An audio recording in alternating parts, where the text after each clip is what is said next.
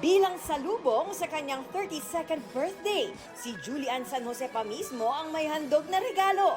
Nagkaroon siya ng concert kagabi kung saan pinerform ni Japs sa kanyang pamilya at close friends ang kanyang mga kanta. Kabilang ang pinakabagong single niyang Kung Ikaw Ay Bibitaw.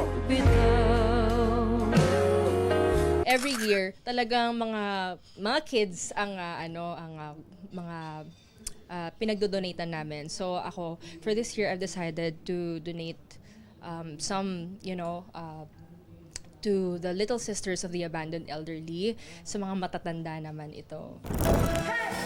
This year, mas in touch daw siya sa kanyang creative side at mas naghahanda na for her future.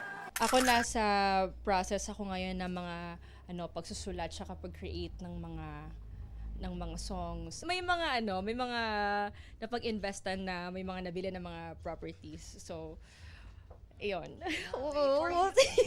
Para sa'yo?